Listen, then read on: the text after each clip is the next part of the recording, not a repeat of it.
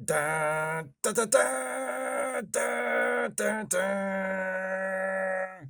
Dun, da-dun, da-dun, da-da-dun. Zoom. Hello, everybody. Welcome to our review of episode 3 of season 2 of Star Trek Strange New Worlds. Tomorrow and tomorrow and tomorrow. I'm joined, of course, by I wonder if it's about time travel. or they just put on a Shakespeare play. Well, that's true too. Yeah. Yep. Star Trek does Macbeth. I am joined. Is that from Macbeth? Is that quote from Macbeth, or is that from? I think it is. That is Macbeth. Yeah. That's what I thought. Anyway, I am joined, of course, by my best buddy Jason Harding. We just watched the episode, and now we're going to talk about it. Everyone enjoy your romantic comedy disguised as a Star Trek episode? So we both are kind of thinking along. Yeah, go ahead. It was less of a romantic comedy and more of a romantic tragedy than anything else. But yeah, Shakespeare. Anyway, we should recap the plot. Yes, let's recap the plot. So we start with a little montage of like day in the life stuff for La'an, who is the chief of security on the Enterprise. And it might seem like just quirky little character stuff, but that's right. It all pays off in the end. So pay attention. Because she was walking down the wrong hallway. Yeah. So she, she is talking to Pelia, the new chief engineer, about a bunch of stuff in the cargo bay that she says belongs to her, but it looks an awful lot like it's been looted from museums on Earth throughout the centuries. A cargo bay or just a hallway? Or was it like her hallway or a hallway or her quarters, or I don't know. But anyway, a bunch of stuff that Pelia says belongs to her, but it seems like maybe it might not. And then she has a sparring match with Dr. Mbenga, and he shows her like a judo move or whatever, a jujitsu move, whatever martial art the actor who plays Mbenga is a master of. I can't remember if it's jujitsu or judo or whatever, but it's Doc Fu. Doc Fu. It's what every doctor in Starfleet learns how to fight with. Yeah, there you go. McCoy knows it because he does that double chop in City on the Edge of Forever and knocks out Chief Kyle. McCoy knows drunken Doc Fu. Chung chung, chop chop, out. Anyway, so after all that, so Dr. Crusher knew tap dancing Doc Fu. Yeah, she would tap dance on your ass too, buddy. Oh, that's right. So La'an is walking down the hall after we get the opening montage and the scene with Dr. Mbenga, and there's a sci-fi whoosh and a flashy, and she goes around the corner, and there's a guy in a suit, like a 21st century Earth suit, like suit and tie, who has been shot. And he's like laying in the hallway, and she's like, "What are you doing? What's this?" Yeah, and he hands her a "Who are you?" And he hands her a sci-fi thing, and he says, "Hey, you have to fix what changed in the timeline. It's bad, and I'm dying, so it's your job now. You need to get to the bridge." And then he dies. Sci-fi thing. It's a sci-fi thing that seems familiar to you. Okay, so just to clear up anything, years ago. Yes, on our show, on our podcast, on the Ensign's log, we came up with something that we called the panic button that allows our travelers to travel anywhere in space and time. Yes. And then once you do travel, the panic button has a tendency to break and not work. It's unreliable. This show, they have a button that they press that allows them to travel anywhere through space and time beyond the user's control. It seems like, because what she does is she goes she presses the button, or no, everything just changes around her, right? Well, when the guy shows up, everything changes around her. But they also have a device that does basically the same thing that we came up with 3 years ago, 4 years, however long it's been. It's been a long time since we came up with the panic button. Yeah. All right. Yeah. Anyway, so it's basically a time travel remote control. Basically. It's just a box with a big green button on it. And the guy before the guy dies and disappears, he says you have to get to the bridge. So she's like, "Oh, okay, I guess I'll go to the bridge." So and after the guy dies, there was like a whoosh that went through the hallway, and she was "Oh, what was that?" So she goes to the bridge to, I guess, see if Captain Pike can help. And she's like, "Hey, Captain." And the captain swivels around in his chair, and it's not Captain Pike.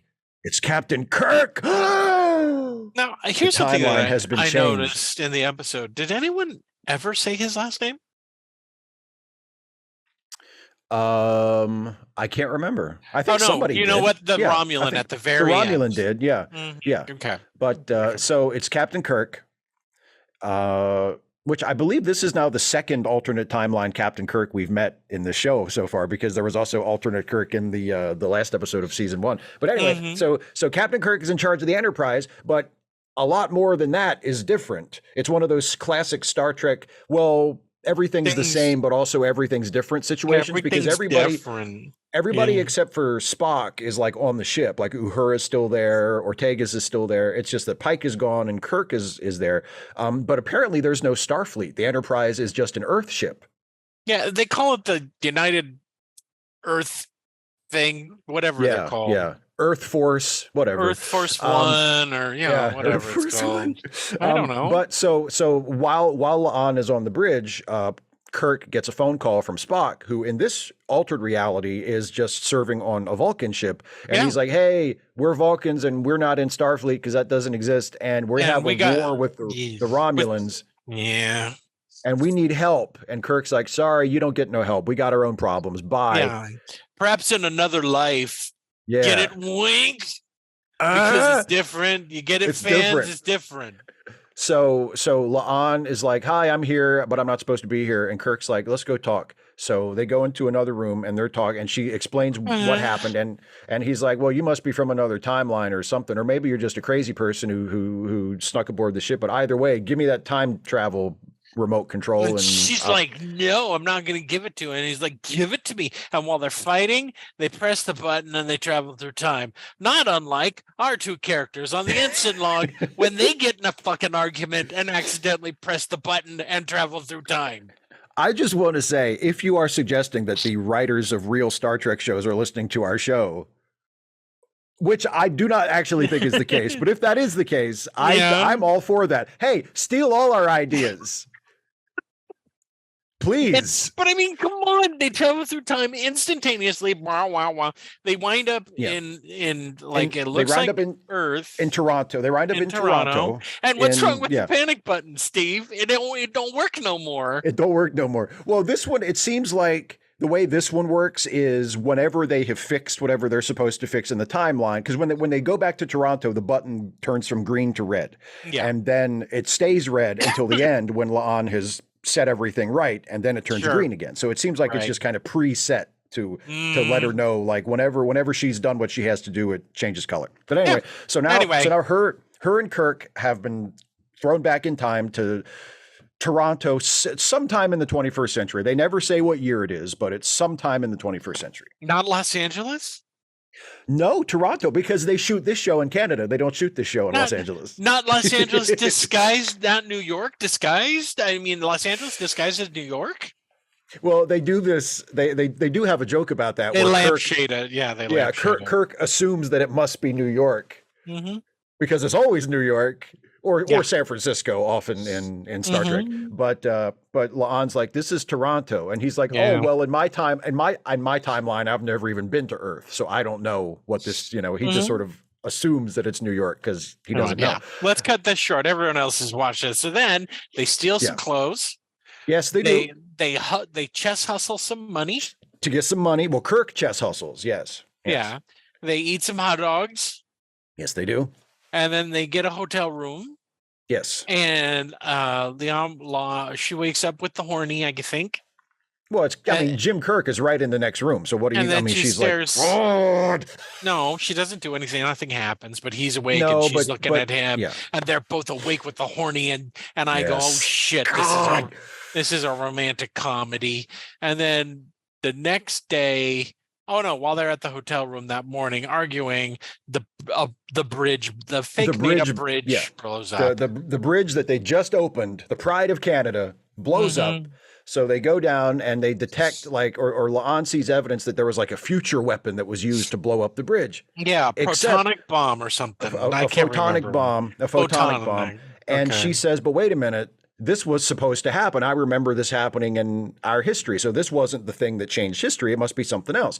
But they realize, when the time travel guy at the beginning said, get to the bridge, this is what he meant. Right. right? He wasn't Not the bridge of the specific ship. enough. He was a stupid Yeah. time agent. He was, And he was, well, he was deserved bleeding to out. fucking die. What? No, he was He was, bad at his job. Look how bad at his job it was. so anyway, so he goes, so they're like, okay, we have to figure out what's going on. So I forget exactly how they land on, but eventually they decide, okay, let's steal a car to follow the van that took the piece that's of right. thing.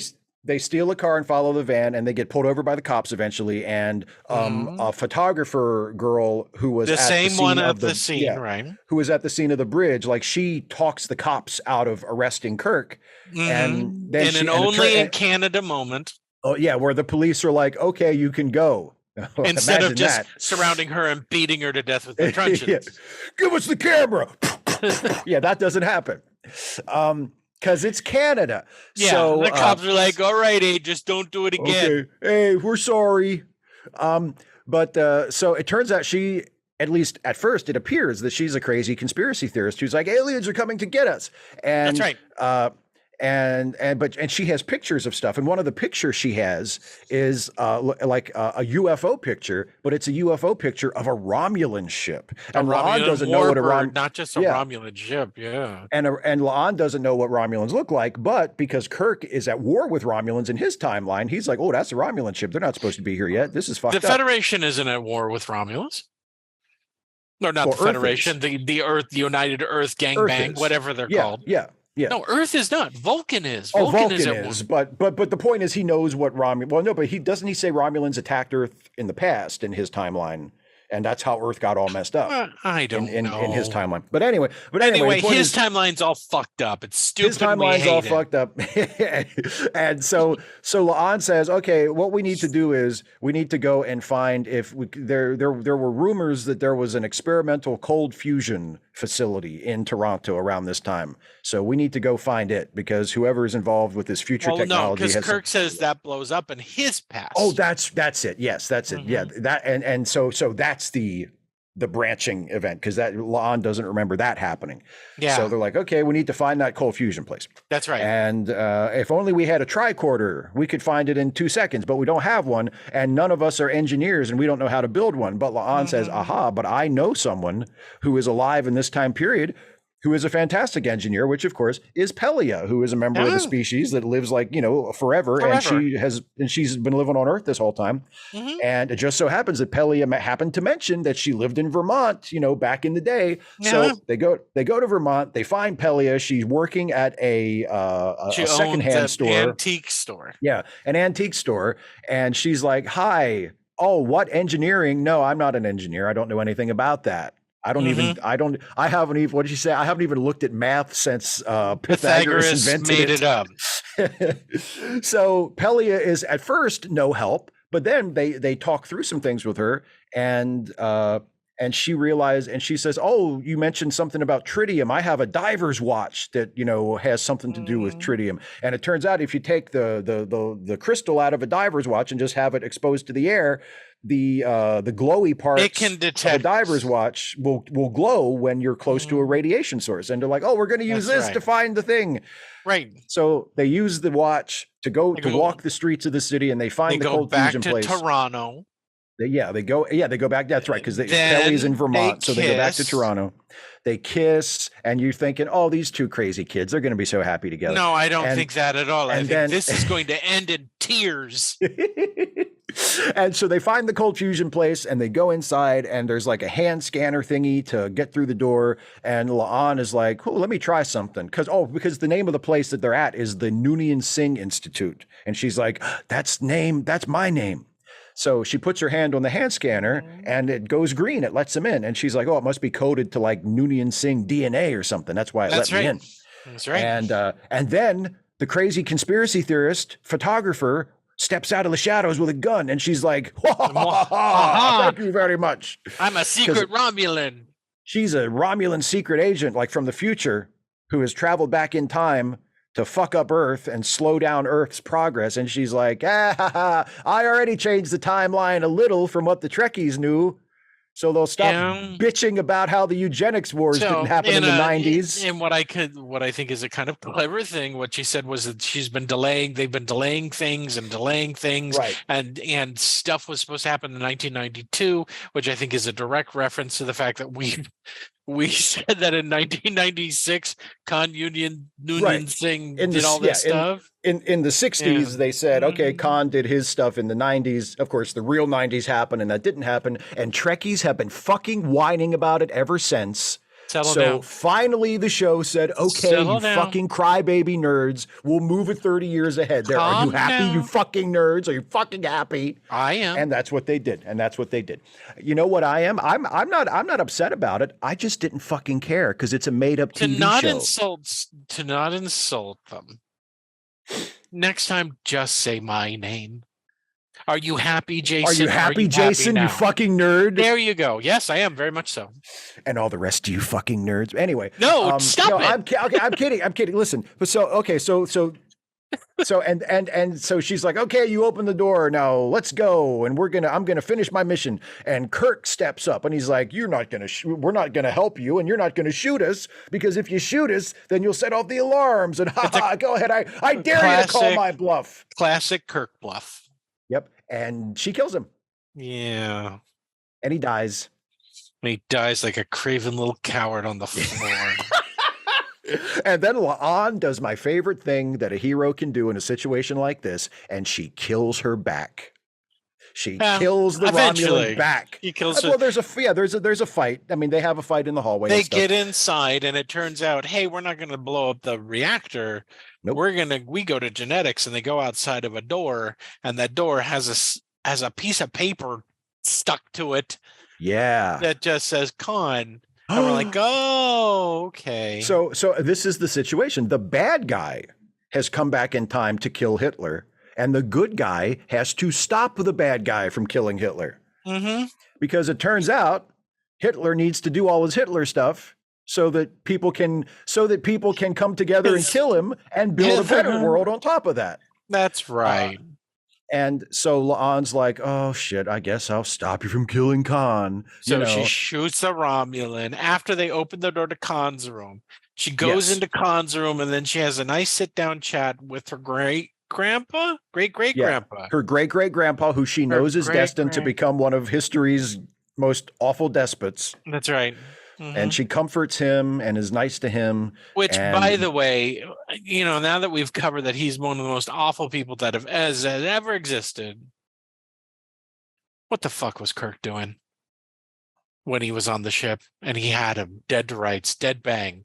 He had Khan, one of the most evil people apparently to have ever existed. He should have just spaced him. He should have just been like, you know what it is? It's an indictment of the liberal mentality. It's, should have put him in that pressure chamber and then it's like, it's like, you know what? You can't get along with everybody.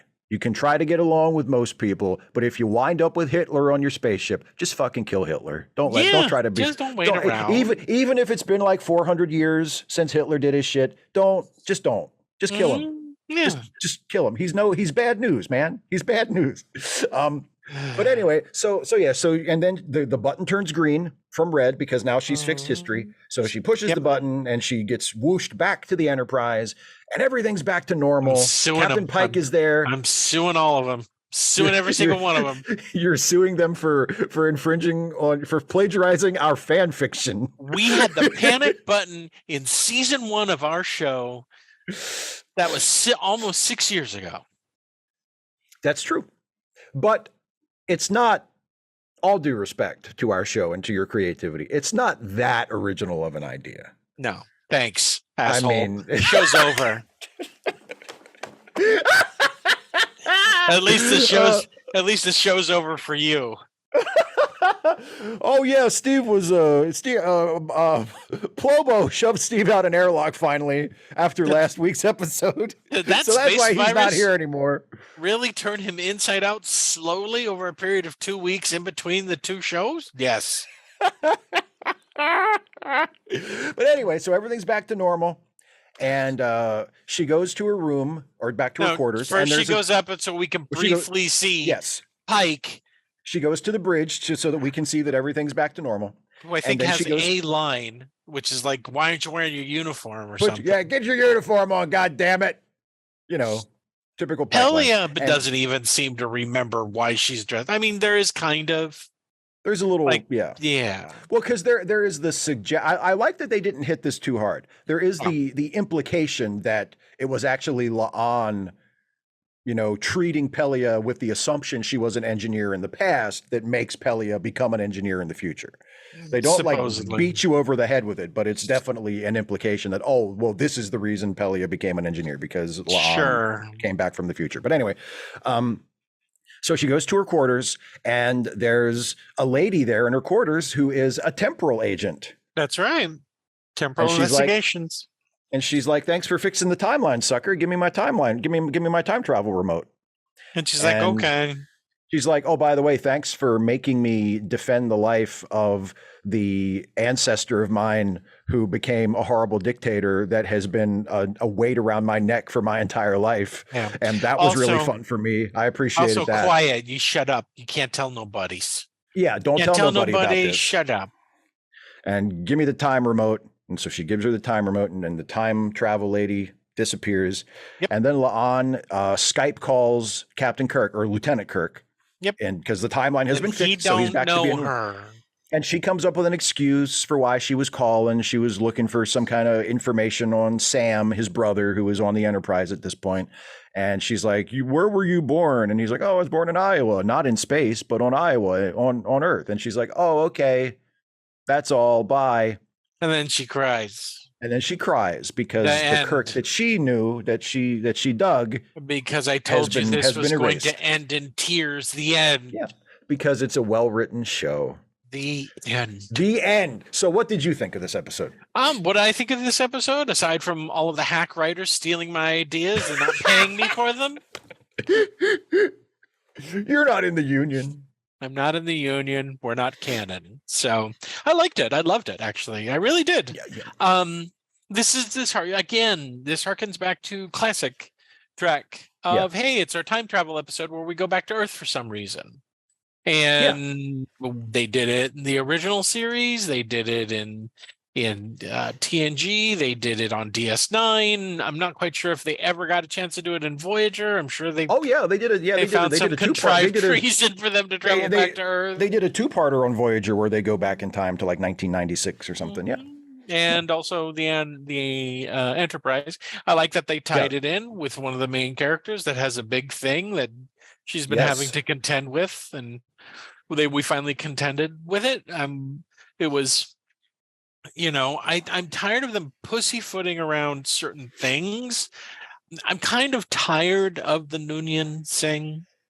I'm kind of tired of, not only did he create data, but they also created I'm tired of the family. I am so glad that Brent Spiner didn't have a cameo appearance as one of them. As the guy from Picard season 2 who was like, I did this I had something to do. Remember the folder at the end? I looked at the folder and it had, remember? It was nice to contextualize Khan as a kid, that he was kind of made and put into the position that he was in. What else could he possibly know?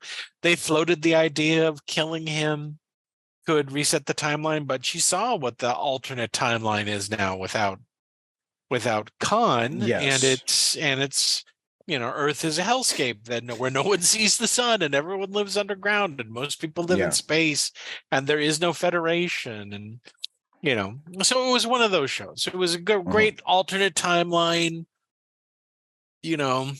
but it also, what I halfway through I was joking with Steve. I said, oh shit, they've tricked us into watching a romantic comedy. And then as I was thinking about it, I said, oh shit, it's a romantic tragedy because this isn't going to end well. This is going to end in tears. The woman, the man that she's falling in love with ain't our Kirk, and we know he ain't around later on. So this is going to be. I do like, because they could have gone another way with this and just had him cease to exist when the timeline resets, which is kind of what I thought they were going to do, but they didn't do that. They actually had him die in front of her. Like she actually has to watch him die, which is like, boy, really twisting the knife. Oh yeah, it is. Yeah. I like the guy that they have chosen to play Kirk because he's not trying to be Kirk. He's not trying to be William Shatner. Yes. So I think that's fine. But overall, I think it's well paced. I like the fact that it takes place in Toronto, not in Los Angeles, not in New York, not in Los Angeles trying to be New York, not on a backlot. Yeah, right. Yeah, it looked like almost all of this was on location, which makes sense because they do actually shoot the show in Toronto. So, and I was like, did one of the writers hate Picard season 2 so much that they were like, "Maha, I'm going to do the exact same thing you're doing, but in one episode." Yes, because Picard season 2 and superior in every way. Yeah, without having to spend superior in every way. Without having to spend too much money. Without having to spend too much money and without having to take 10 fucking hours to tell a story that you really don't need more than an hour to tell. Right, exactly. Exactly, because a lot of the stuff that's in this episode is in Picard season 2. The future is suddenly changed. Our character has to go travel back in time to prevent a thing from happening, and they prevent that thing from happening, and then they, travel forward with time, and everything's fixed. Hooray! And this is basically that, except it was, I'm glad they narrow focused on only one character. Yes, Pike was not in another episode of this show, which bothered me a little bit. But there were lots of episodes of TNG where Picard was hardly in them. So I mean, because he is my favorite character on the show. Agreed. And I don't like it when he's not in it, but I like this episode. I for the first time, I really can say firmly that I like Singh's character. Yeah. Finally. Yeah. I think they've given her enough room to breathe, or she's just not closed up and angry. They were giving her something else to do, right? To show a wider range of emotions and to get further into what it's like for her to carry this stigma around of her being a descendant of Khan, right? Yeah. So yeah, I liked it. I thought it was good. There wasn't a whole lot of fights. There was a car chase in it. And again, connection to Picard season 2. Season 2. A car chase that actually goes somewhere. Yep. Instead of just having shots of them driving fast nowhere for no reason. I will say this. The scene with the cops is ridiculous. Okay. The scene with the cops is they've caught him. He's driving a stolen car, which they would have been able to check out immediately. A stolen car without a license, and he has no identification on him of any kind. But a loudmouth with a camera browbeats them into all leaving all at once. Right? It's unrealistic, but I don't think I don't have a problem with the message of stand up to the cops. Like, I think if that is the message that the show is imparting to the viewer, like if you see the cops doing something that you think is mistreating someone, don't be afraid to speak up and stand up to them. I don't think that was the message at all, Stu. Well, okay, it is. They weren't beating them. They were being arrested for reckless driving. Well, let's not be too literal with it. I mean, the point is the situation was there were civilians that saw police doing something that they, at least within the logic of that scene, they perceived as that, the cops were doing something they shouldn't have been doing. So they stood up to the cops. And the cops backed down and said, and the backing down part is the unrealistic part. The cops said, sorry. That was a Romulan. Yes, we find that out in time, but within that scene, that's not what's happening. That's what I'm saying. I'm saying within that individual scene, that's not what's happening. You're just like any anti-cop thing. The cops were doing their fucking job. I do. I do love any. Yeah, you're around like you're right. Fucking maniacs. Those cops in that scene. Fucking car. Those cops in that scene were not doing anything bad, but the general message of stand up to the cops. I mean, all right. At least if you're, at least you take that message with you. At least if you are of a shade that they are not likely to just straight up kill. Like if you feel like you have a little bit of room to kind of push back, then do that. But anyway, I like the Yeah. message. Definitely, if you are a time agent left there by the Romulans and you've gone a Yes. little fucking batty because you've been there for 30 Because years. you've been waiting for 30 years for a chance to do something. And you Right. can fuck with some cops on the way. Just do it. Just Just do it. do it. All I right. What did you think of the episode? I love this episode. I thought this was one of Mm. my favorite episodes of the whole series so far.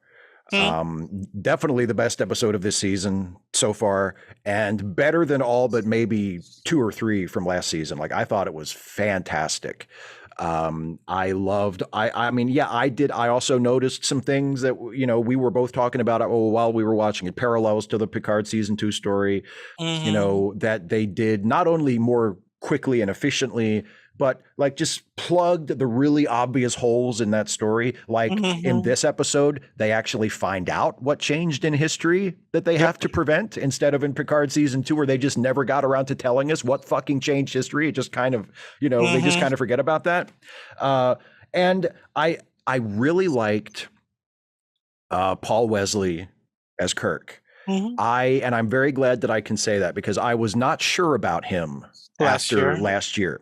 I mean, it's not that he was bad, but he didn't really leave an impression. He just was kind of there. And it was kind of like, oh, this is the guy who's Kirk. And he didn't really impress me.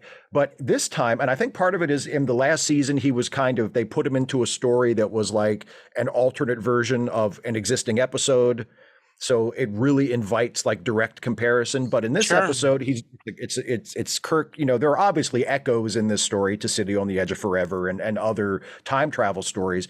But this story in and of itself is not verbatim like the same plot of another episode. So it's this version of Kirk getting to do his own thing, have his own story, his own adventure, and Wesley can kind of loosen up and do his own thing with the character. And I thought he was terrific. I really liked him.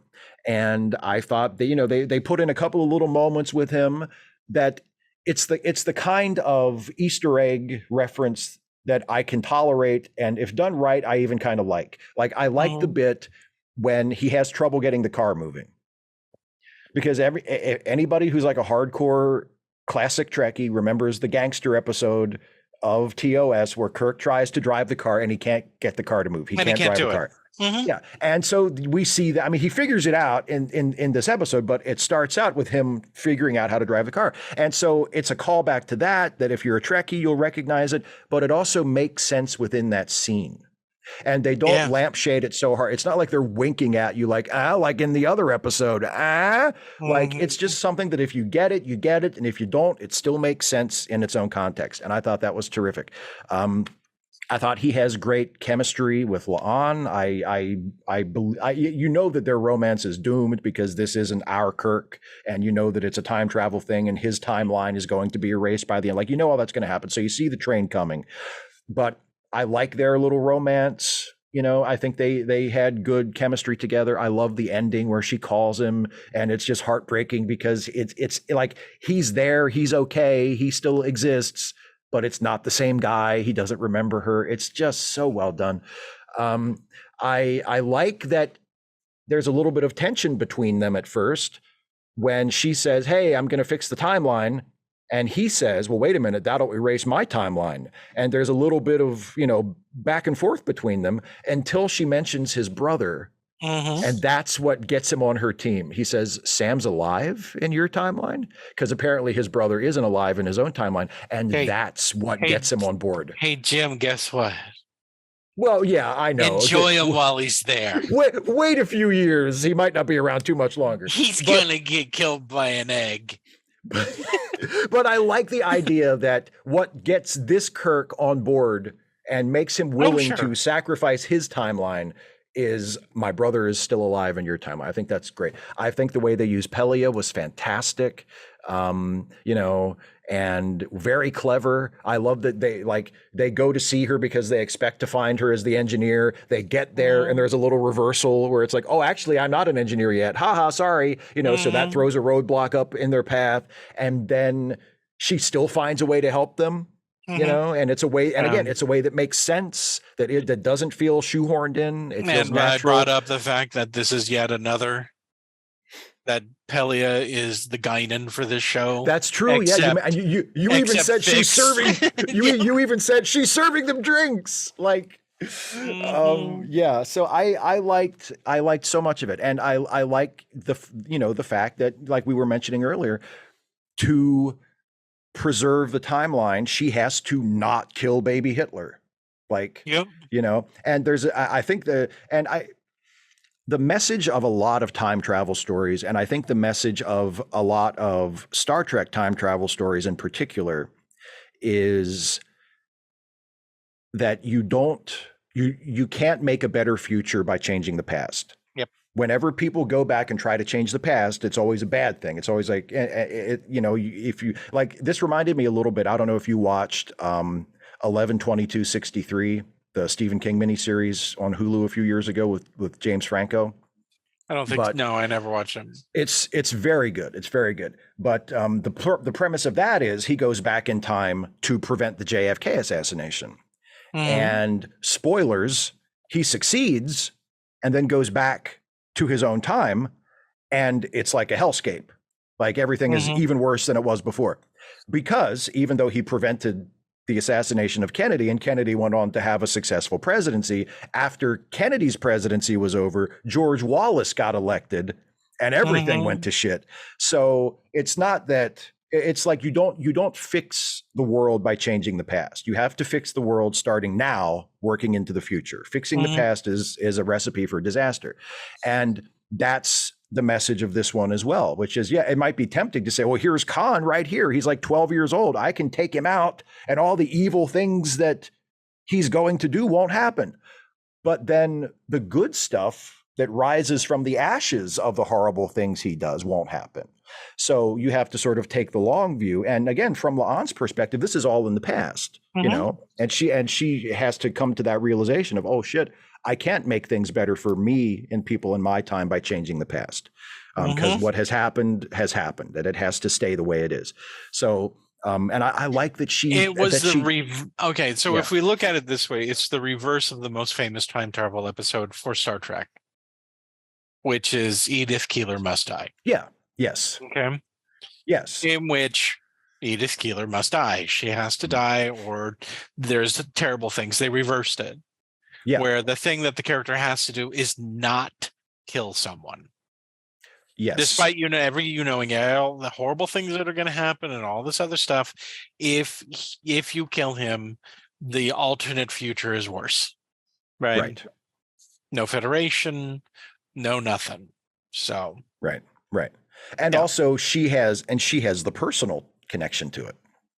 Yeah. Which is not only is he like, it's not, I keep comparing him to Hitler, but it's like if one of Hitler's descendants got thrown back in time and then had to not kill Hitler. Thankfully we don't have any. Yeah, thankfully he left no direct descendants behind, but like La'an is in that situation where we saw in the previous season, and she talks about it in this episode a little bit. Because of her last name, because of her lineage, like that, it's been an albatross around her neck for her entire life. And she has the chance for a moment to get rid of that. She can just take him out, but she knows that she can't do that because it would cost her entire future. So she has to accept that and live with that and go forward. And I love that she says that to the time agent at the end. She talks about how hard that was for her to sit there with him as a kid when he hasn't done any of the things yet, but he's going to, and she has to comfort him and be nice to him and then get out of there, and just how absolutely horrible that was for her. Fantastic episode. Fantastic episode. So we're done, right? Yeah, so we're done. We both really liked it. It's it's one of the top 3 or 4 episodes the show has done so far, I think. I really liked it a lot. I don't know if it's that high for me, but I really did enjoy it. Yeah. I really did. Yeah. Even though most of the cast wasn't in it, and even though Pike was barely in it, I still enjoyed it a great deal. Yeah. A great deal. Yeah. So, yeah, really good episode. So yay. Keep it up, Strange New Worlds. Yeah. Don't let us down. Suffer our wrath. I'll forgive you for all the stuff you stole from me. I'll get you. I'm gonna get you. I'm not mad at you. I'll get you real good. I'm not mad at you, show. I'm mad at the writers. I'll find you. I know you've been listening to our show. If my character, here's the thing, I don't know how I'd react if all of a sudden, because in accordance with our show, my character, the character that I play on our show, is on board this ship right now. Jason Splunk is on the Enterprise as Strange New Worlds is happening because you were on it during Captain Pike's whole tenure. Yeah. Yeah. And so if an Ensign Splunk shows up, I don't know what there's nothing I would be able to do, right? I wouldn't be able to sue fantastic. them. I mean, I'm lucky that they're not suing us over the show if they knew about it, right? Well, I mean, like I said, I don't think. I mean, I would. That would be really cool if there was anybody like involved with an actual Star Trek show that was aware of our show.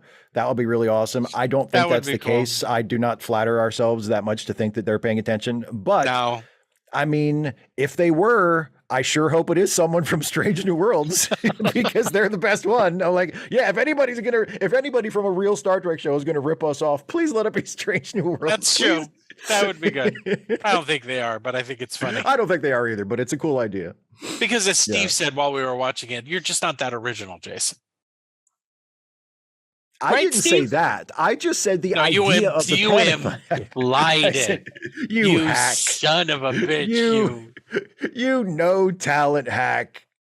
Oh, you came up with a button that lets you travel through time. Whoopity-doo. I always picture... Excuse me. Yeah. The thing is, I mean, I didn't think the panic button looked like that, though. I always pictured it as a giant red button. Like at Staples. Yeah, you push the button. Like that's what I always pictured. Yeah, exactly. Push the Whopper button. All right. So exactly. All right. So we both really liked this episode of Strange New Worlds. Tomorrow. Congratulations on your time travel episode, Strange New Worlds. Yeah. Oh, good time travel. You keep checking off these tropes. You got to do this episode and to that episode and to that episode. It's amazing how we always do a time travel episode and we're on Earth. Well, were you going to time travel to Vulcan's past? Who gives a shit? Yeah, I know. Who gives a shit? We don't have anything like, ooh, look, they went 100 years back in time on Vulcan. And although it looks like Vulcan. I honestly believe that there is a time travel episode that you could do on Vulcan, considering how different they apparently were. That's true. You could. Because before What's This Fuck and the whole let's embrace logic thing, Vulcans were apparently wild. They were wild monster people who were wild monster people. Constantly fighting and fucking or fuck fighting. They were like Klingons, except without the inhibitions. So if they wanted to do a Star Trek show on Showtime after dark, they could do the Vulcan prequel where it's like before the era of logic. Mm-hmm. Then they just call what Vulcan fuck fight, and then that's what people. Okay. The Red Edict Diaries. All right. I'm not saying this is your show. You instigate the goodbye. Thanks for watching, everybody. We'll be back next week for a review of episode 4. Whatever that is. Hopefully it's good. It's the All Helmsman show. Oh boy. The what? The All Helmsman show. The All Helmsman. See, I would love that. Me too, because we're waiting for her to get some sort of something.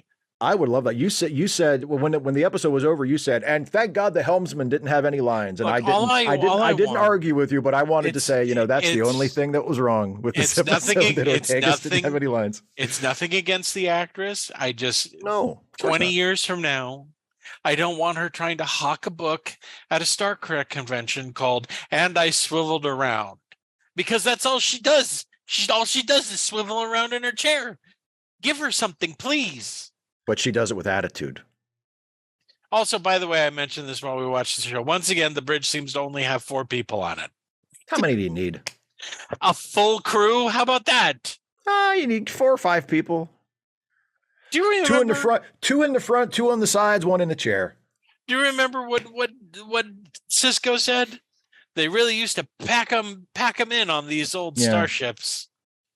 On here, you could shout for days and not find anybody. There's hardly anybody on the damn ship. I think it's fine. Of course you do. You like the idea of being on a starship and not being bothered by anybody. Well, no, you know why I think it's fine? Because this is a different show. Shut up. Bye, everybody.